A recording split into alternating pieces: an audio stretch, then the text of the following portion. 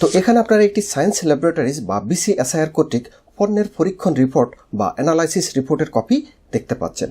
তো এখানে মূলত একটি ফুড সাপ্লিমেন্ট প্রোডাক্টের পরীক্ষণ রিপোর্টের কপি দেখতে পাচ্ছেন, যেই পণ্যটির নাম হচ্ছে নিউট্রিশন মিল্ক প্রো।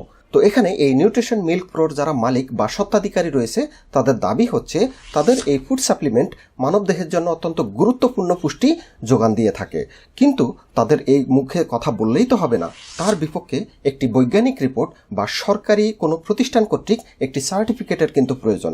তো সেই সার্টিফিকেটটি আপনারা কোথায় থেকে পাবেন? সেটি আপনারা সায়েন্স ল্যাবরেটরিজ বা বিসিএসআইআর থেকে পাবেন। তো এখানে আমরা যদি এই বিসিএসআইআর কর্তৃক প্রদত্ত অ্যানালাইসিস রিপোর্টটি একটু দেখি, সেখানে দেখতে পাবো এই নিউট্রিশন মিল্ক প্রোতে প্রতি 100 গ্রামে এনার্জি রয়েছে 374 কিলোগ্রাম। একই সাথে প্রোটিন রয়েছে প্রতি 100 গ্রামে 5.53 গ্রাম। একই সাথে ফ্যাট রয়েছে প্রতি 100 গ্রামে 1.57 গ্রাম। একই সাথে কার্বোহাইড্রেট রয়েছে প্রতি 100 গ্রামে 84.42 গ্রাম। একই সাথে ফাইবার রয়েছে প্রতি 100 গ্রামে 26.48 গ্রাম। একই সাথে ভিটামিন সি রয়েছে প্রতি 100 গ্রামে 486 মিলিগ্রাম।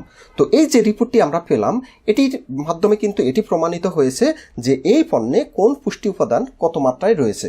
সুতরাং এটি কিন্তু মন গড়া না, সরকার কর্তৃক নির্ধারিত একটি অথরিটি সায়েন্স ল্যাবরেটরিজ কর্তৃক পরীক্ষার মাধ্যমে কিন্তু এই রিপোর্টটি প্রদত্ত হয়েছে, এবং সেই রিপোর্টটি কিন্তু আপনারা আপনাদের পণ্যের মোড়কে ব্যবহার করতে পারবেন, এতে আইনগত কোনো বাধা নেই।